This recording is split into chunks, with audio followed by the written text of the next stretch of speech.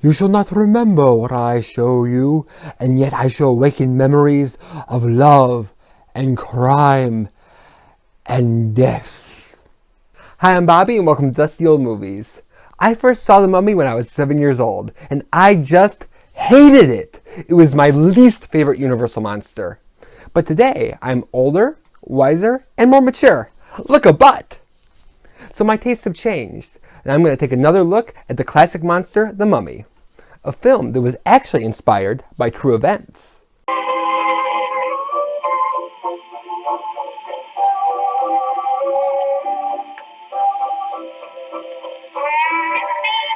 In 1323 BC, the young pharaoh Tutankhamun, also known as King Tut, died at the age of 19.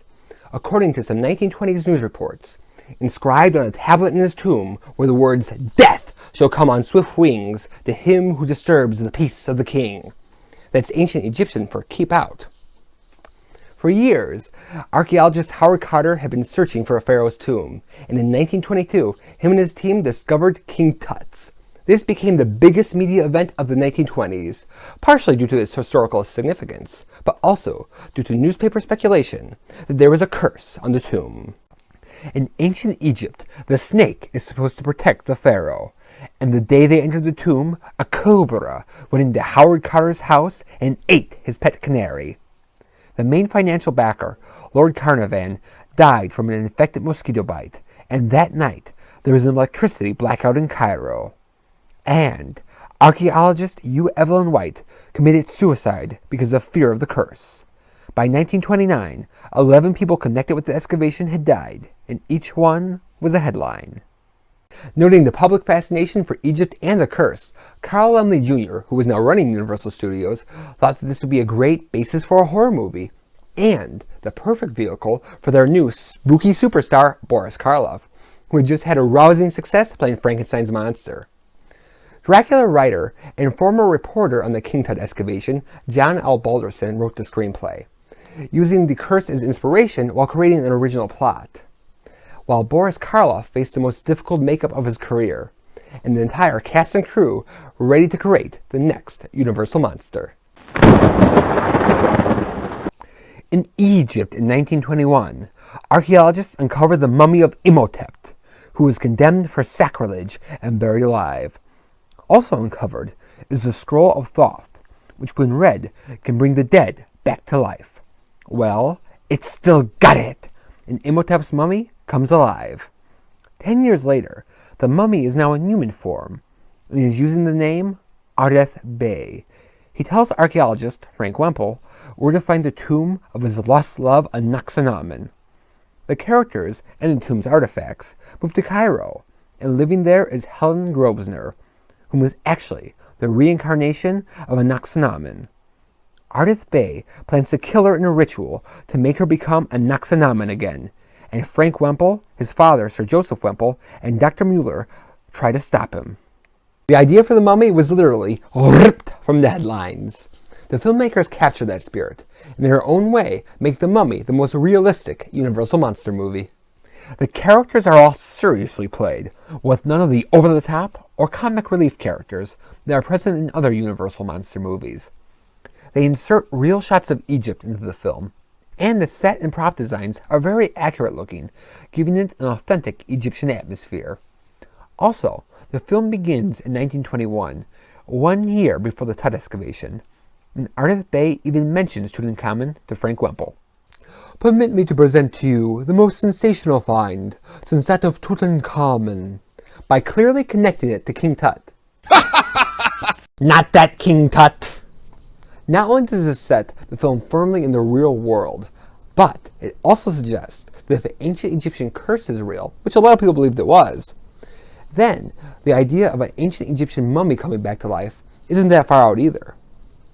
These touches of realism give the film a haunting quality. Take the opening scene where the mummy comes alive. The Scroll of Thoth.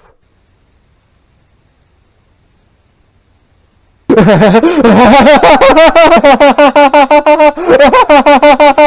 went for a little walk. You should have seen his face. There is no crazy over-the-top mummy attack. Dun dun dun! You just see the mummy slowly and believably wake up, the character reacts, and the rest is in your imagination, which is the scariest place of all, especially mine. This approach is extremely creepy and one of the major strengths of the film, but it's also its weakness, because by being so serious and having no kookiness whatsoever, it isn't as much fun and doesn't have the same amount of charm as The Wolfman or Bride of Frankenstein or the other Universal monster movies. This was a bigger problem when I was a kid, but it's still an issue. This approach affects everything from the plot to the actors, including Boris Karloff.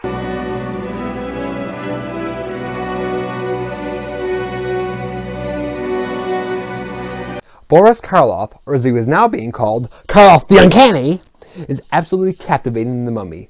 Making Imhotep especially fascinating is that he actually plays 3 different versions of the character throughout the film. In the opening, he wears the spectacularly spooky full mummy makeup, which is based on the look of Ramses III, and it took makeup artist Jack Pierce 8 hours to apply. After Jack Pierce had finished, Boris said to him, "Well, it's a great makeup, Jack, but you've forgotten to give me a fly." Later, Boris actually passed out because his body couldn't get enough oxygen underneath the bandages. For the rest of the film, he wears an old age wrinkle makeup for Ardeth Bay. This only took an hour to apply, but it had to be burned off. So every night, Boris had a hot date with Jack Pierce. What endurance. As Ardeth Bay, Boris is very stiff, barely raises his voice, and has a cold, unfeeling attitude. So he really seems like a dead mummy walking around. However, you also feel his long-held love for Anaxinamen. So as creepy as he is, there's a humanity underneath. Later they do a flashback scene to show him living in ancient Egypt. To make it seem old, they actually do it in the style of a silent movie, with no dialogue and the silent movie acting style. So Boris plays a very passionate Imhotep, who gets buried alive because of his crime of trying to bring Anaxinamen back from the dead. This makes Imhotep even more of a sad and sympathetic character, because of how passionless he is now, and because you see the sacrifice that he made for his love. While Boris Karloff makes the movie, Zita Johann helps make the love story come alive, with her exotic and erotic performance as Helen Grosvenor, who was the reincarnation of Anaxinamen.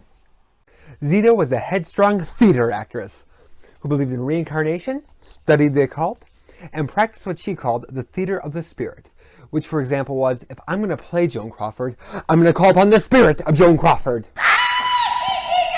Hey, it worked!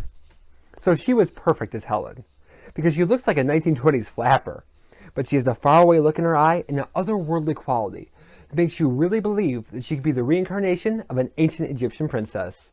I loved you once, but now you belong to the dead. I am Anaxinamen, but I'm somebody else too. I want to live, even in this strange new world. This type of role is usually forgettable, but Zita Johann more than holds her own with Boris Karloff. Along with the cast making the film interesting, so does its similarities to Dracula. A lot of the story and feel of The Mummy is actually borrowed from the 1931 Dracula film, but it actually works for this story. Dracula cinematographer Karl Freund made his directorial debut with The Mummy, and he incorporates some of the same visual style, like the special lighting of the villain's eyes, into the film. Dracula actors Edward Van Sloan and David Manners play similar roles in The Mummy, the wise old man and the young romantic lead. And John L. Balderston, who co-wrote the Broadway play Dracula, reuses a lot of the plot and relationships in his Mummy script, including the idea that the monster looks human enough to freely socialize with the other characters. These elements fit seamlessly into The Mummy, and it still stands on its own. But because the story of Dracula isn't the strongest, what are you steal from? It shares some of the same weaknesses, like having a little bit of repetition and having uninteresting supporting characters. However, in Dracula, Mina is just another victim. But in The Mummy, Helen is the reincarnation of Imhotep's lost love. And this change makes it more interesting and more exciting because she's more important to him. This improvement has actually been incorporated in several subsequent Dracula films. So The Mummy stole from Dracula, but Dracula stole right back. The Mummy was a monster hit, spawning several sequels and remakes, including a new one with Tom Cruise set for release in 2017. However, Most of these do away with the subtlety of the original, in favor of the more typical movie monster on a rampage storytelling. Jack Pierce considered The Mummy his best makeup, and the Hollywood Filmograph Journal presented him with a special award for it. For Boris Karloff, The Mummy was another addition to his list of great horror roles. As for the inspiration, The Curse of King Tut's Tomb continues to fascinate. Although many people dismiss it as just being a product of the newspaper, we'll never really know. The Mummy might not be as accessible as the other Universal monster movies, but if you're able to meet it on its own terms, you're in for a monstrously mummified treat. So I give The Mummy 3.5 Sacred Scrolls out of 4. Thank you for watching Dusty Old Movies, and have a reincarnating day.